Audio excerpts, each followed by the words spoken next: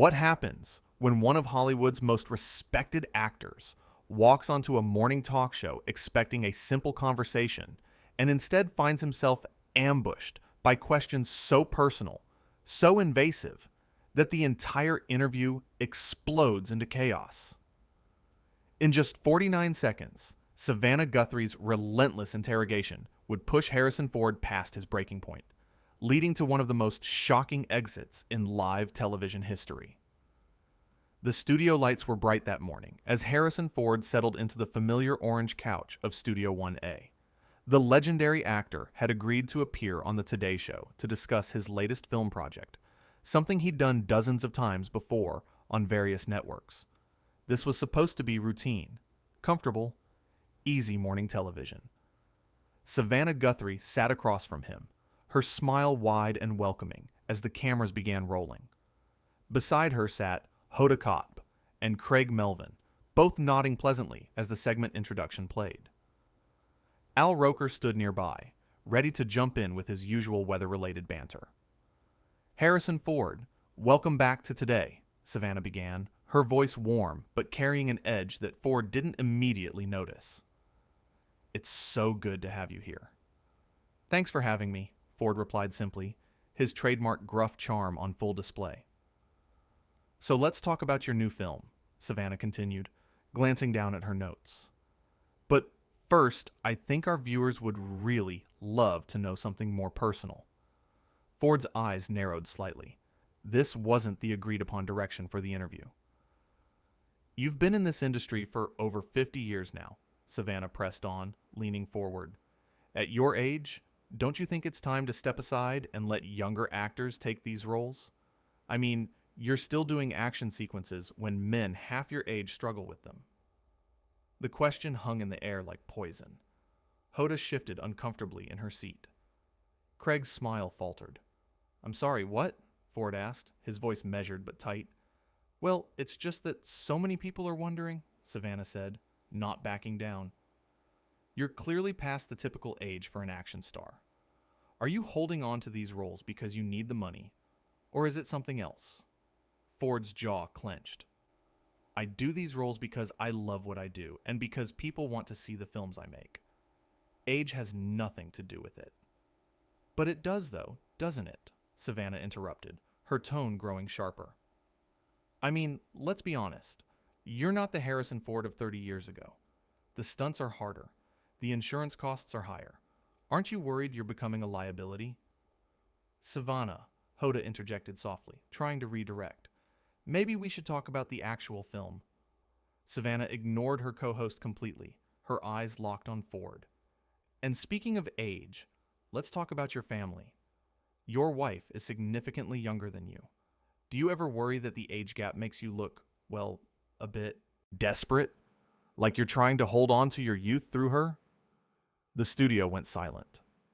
Even the camera operators seemed to freeze. Ford's face remained calm, but his knuckles went white as he gripped the arm of the couch. "That's my wife you're talking about. That's completely out of line." "I'm just asking what everyone's thinking," Savannah said with a dismissive wave. "Our audience deserves honest answers. You're a public figure. Your personal life is fair game." "No, it's not," Ford said firmly. "I came here to talk about my work, not to be insulted on live television." Craig tried to step in. "Harrison, why don't we shift gears and talk about what it was like working with your co-stars on this project?" But Savannah wasn't finished. She turned to her notes again, a small smile playing at her lips. "Actually, since we're being honest, let's address something else. Your reputation in Hollywood isn't exactly squeaky clean, is it? You've been known to be difficult on set, demanding. Some might even say past your prime and unwilling to admit it." "Savannah, come on," Al Roker called out from his position near the weather wall. "This isn't what we discussed in the pre-interview." "I'm doing my job, Al," Savannah snapped back. "I'm asking the tough questions that real journalists ask." Ford stood up slowly, removing his microphone clip. "Real journalists show respect. Real journalists don't ambush their guests with personal attacks disguised as questions." "Oh, so now you're too important to answer difficult questions?" Savannah shot back, her voice dripping with condescension. That's exactly the kind of entitled Hollywood attitude I'm talking about. You think you can just waltz in here, promote your movie, and leave without any real scrutiny? Scrutiny? Ford's voice rose for the first time. You call asking about my marriage and calling me a liability scrutiny? That's not journalism. That's a hit job. Hoda stood up, placing a hand on Savannah's shoulder. I think we need to take a break. Savannah shrugged off the touch. We're not taking a break. Harrison, sit back down. We're in the middle of an interview. No, Ford said simply, his voice like steel. We're not. This interview is over. You can't just leave, Savannah said, her voice getting louder. You agreed to be here. You have a contractual obligation to finish this segment. Watch me, Ford replied, already turning toward the exit. Savannah's face flushed red. She stood up from her chair, her composure completely shattered. This is typical. Absolutely typical. You movie stars think you're above everyone else. You think you can control the narrative, control what questions get asked. Well, not on my show. Ford stopped and turned back, his expression a mixture of disbelief and controlled anger. Your show? This is what you think good television looks like? Attacking your guests? Making them uncomfortable for ratings? I'm holding you accountable, Savannah fired back. Something clearly no one else in your life has the courage to do. Craig stood up now too, trying to position himself between them. Okay, everyone, let's just calm down and take that break. Stay out of this, Craig, Savannah snapped. This is between me and our guest, who apparently can't handle a real conversation. A real conversation? Ford's voice was incredulous now. You ambushed me with insults about my age, my marriage, my reputation. That's not a conversation. That's character assassination. Al Roker had moved closer to the main set area, his face showing clear concern. Savannah, maybe Harrison has a point. This got pretty heated pretty fast. Of course you'd take his side, Savannah said, wheeling on Al. Everyone always takes the celebrity's side. They come on our show, use our platform, and then get offended when we dare to ask them anything beyond softball questions about their favorite color or what they ate for breakfast. Hoda tried again. Nobody's taking sides. We're just saying this isn't how we normally conduct interviews. Well, maybe that's the problem, Savannah countered. Maybe we've been too soft for too long. Maybe it's time we started treating these people like the regular folks they claim to be. Ford shook his head slowly. I never claimed to be regular folks. I'm an actor. I make movies. That's my job. But that doesn't give you the right to disrespect me or my family on national television. Disrespect? Savannah laughed bitterly. You want to talk about disrespect? You show up here, barely prepared, expecting us to fawn all over you just because you were in some movies 40 years ago. That's disrespectful to our viewers who deserve better content. I was prepared, Ford said evenly. I was prepared to talk about the film, about the craft, about working with the director and cast. I was not prepared to defend my marriage or my age or my entire career against baseless attacks. Baseless? Savannah's voice went up another notch. Everything I said was based on fact. You are older than most action stars. Your wife is significantly younger. You do have a reputation for being difficult. These are facts. Facts presented with malice, Ford responded. There's a difference between asking tough questions and being cruel. You crossed that line in the first 2 minutes. Craig stepped forward again. Harrison, on behalf of today, I want to apologize. This isn't representative of how we normally operate. Don't you apologize for me, Savannah interjected sharply. I don't need you or anyone else speaking for me. I stand by every question I asked. Hoda's expression showed a mixture of embarrassment and frustration. Savannah, I think we all need to step back and reassess what just happened here. What happened here, Savannah said, pointing at Ford, is that a Hollywood actor couldn't handle honest journalism and decided to throw a tantrum on live television. Ford's laugh was short and humorless. Honest journalism. Is that what you're calling this? I've done hundreds of interviews over my career. I've answered tough questions from actual journalists who knew how to challenge me without being disrespectful. This wasn't that. Because I'm a woman? Savannah accused. Is that what this is about? You can't handle being questioned by a woman, so you're running away? The accusation seemed to genuinely surprise Ford. That has nothing to do with anything. This is about professionalism, which you've demonstrated none of today. Al Roker moved closer to the group. Savannah, that's not fair. Harrison never said anything about gender. This is about the tone and content of the questions. Oh, please, Savannah dismissed. I've seen male hosts grill guests 10 times harder than I did today, and nobody bats an eye. But I ask a few pointed questions, and suddenly I'm the villain. You called him desperate, Hoda said quietly. You suggested he was a liability. You attacked his marriage. Those weren't pointed questions. Those were personal attacks. Savannah spun to face her co-host.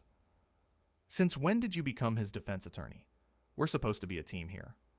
We are a team, Hoda replied calmly. And part of being a team is calling each other out when we cross lines. You crossed several lines today.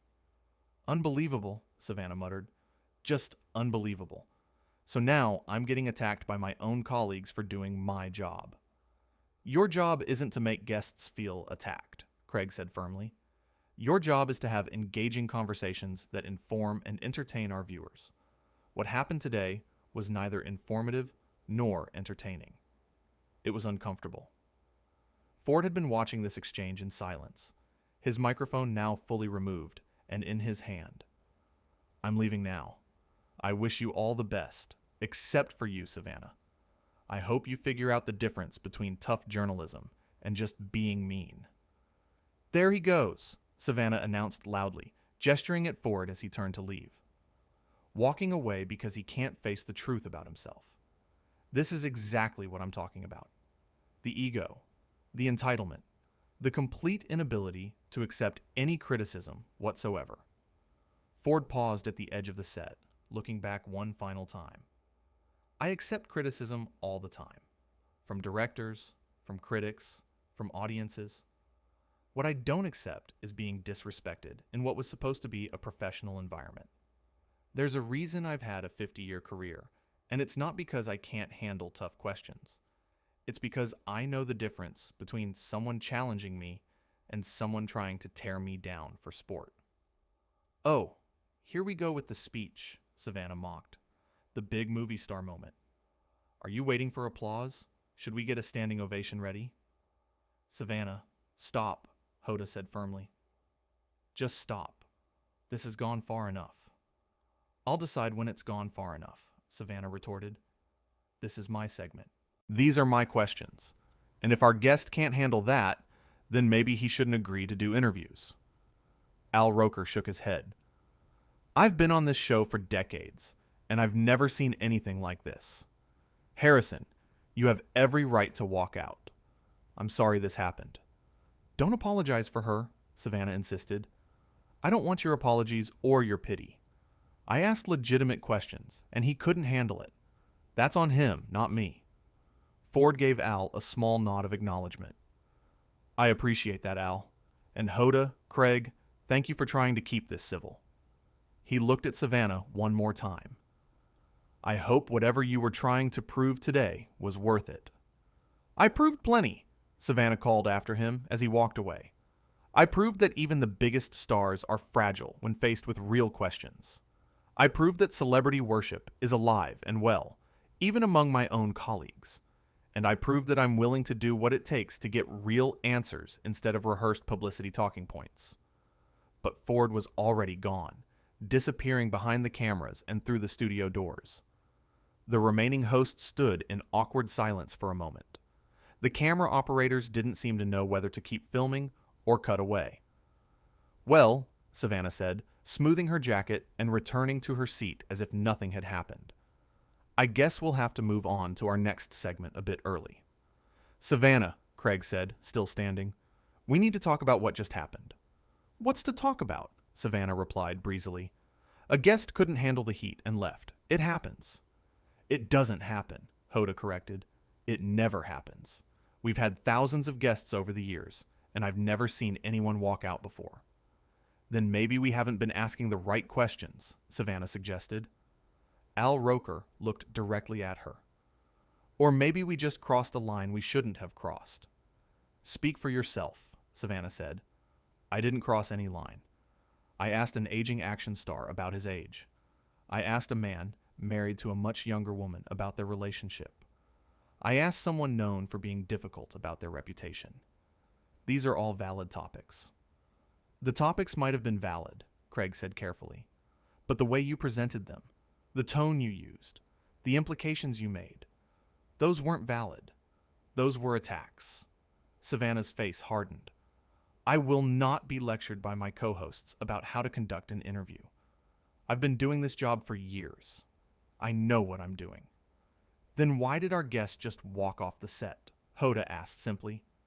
The question hung there, unanswered. Because he's entitled, Savannah finally said. Because he's used to everyone kissing up to him and couldn't handle someone treating him like a normal person. You didn't treat him like a normal person, Al countered. You treated him like a target. There's a difference. I treated him like someone who needed to be asked hard questions, Savannah insisted. Craig sat back down slowly. Hard questions, yes, but you went beyond that. You questioned his relevance, his marriage, his entire career, and you did it in a way that felt personal, like you were trying to provoke him. Maybe I was, Savannah admitted. Maybe that's what it takes to get past the polished exterior and find something real. What you found was a man defending himself against unwarranted attacks, Hoda said. That's not journalism. That's confrontation for the sake of confrontation. Savannah stood up abruptly. You know what? I don't need this. I don't need to justify my interview style to any of you. If you don't like how I conduct my segments, take it up with the producers. The producers are probably already on their way down here, Al said quietly. Good, Savannah said defiantly. I'll tell them exactly what I told you. I asked fair questions, and the guest couldn't handle it. End of story. That's not the end of the story, Craig said. The story is going to be that Harrison Ford walked off the Today Show. That's the headline. That's what people will remember. Let them remember it, Savannah replied. At least they'll be talking about us. At least we'll be relevant. Hoda looked at her with something like sadness. Is that what this was about? Creating a moment? Making headlines? This was about doing real journalism, Savannah maintained. Something this show seems to have forgotten how to do. Real journalism doesn't mean being cruel, Al said. Real journalism means asking tough questions with respect. You can challenge someone without attacking them personally.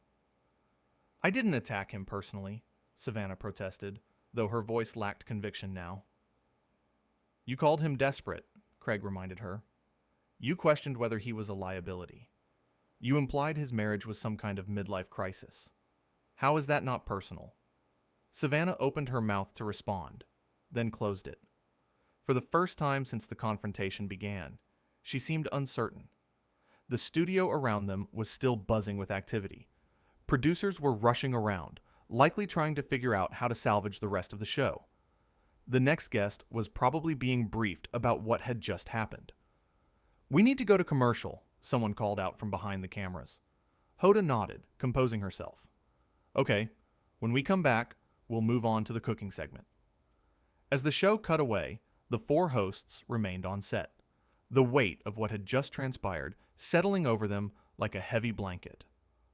Savannah finally sat down again, her earlier defiance cracking slightly. He shouldn't have walked out. He had every right to walk out, Craig said. You made him feel attacked in what should have been a safe space. Safe space? Savannah scoffed weakly. This is television. There are no safe spaces. There should be basic respect, though, Hoda said. That's not too much to ask. Al walked over and sat down next to them. Listen, we've all had interviews that went sideways. But this was different. This felt intentional. It was intentional, Savannah admitted quietly. I wanted to push him.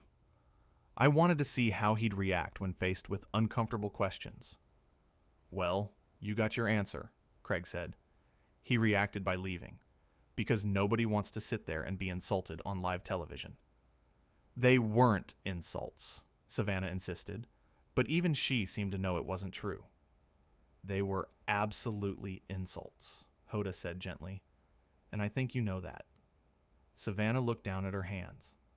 I just wanted to do something different, something that would stand out. Everyone does the same boring celebrity interviews. I thought if I pushed harder, asked the questions nobody else would ask, it would be better television. Better television isn't the same as good television, Al said. Better television isn't worth it if someone leaves feeling hurt or disrespected. He's Harrison Ford, Savannah said. He'll be fine. That's not the point, Craig replied. The point is how we treat people, regardless of who they are. We can't hide behind the excuse of tough journalism when we're really just being harsh. The commercial break was ending. They could hear the countdown starting. We'll deal with this later, Hoda said, straightening in her seat. Right now, we have a show to finish. As the cameras came back on, all four hosts put on their professional smiles. But the tension remained, hovering just beneath the surface. The cooking segment began, but nobody was really paying attention. The chef demonstrated some recipe, while the hosts nodded and asked scripted questions, but their minds were clearly elsewhere. When they cut to commercial again, Savannah stood up without a word and walked off the set. Should someone go after her? Craig asked. Let her go, Hoda said. She needs to process what happened. Al looked toward the studio exit where both Savannah and, earlier, Harrison Ford had disappeared. This is going to be everywhere by tonight. Probably already is, Craig agreed, pulling out his phone. Social media is going to have a field day. Hoda sighed. All because someone thought attacking a guest would make for compelling television. The worst part, Al said, is that Harrison came here in good faith. He trusted us to have a normal, respectful conversation, and we violated that trust. Savannah violated that trust, Craig corrected. The rest of us tried to stop it. But we're all part of the same show, Hoda pointed out, which means we all bear some responsibility for what happens on our watch. They sat in silence, the reality of the situation sinking in deeper with each passing moment.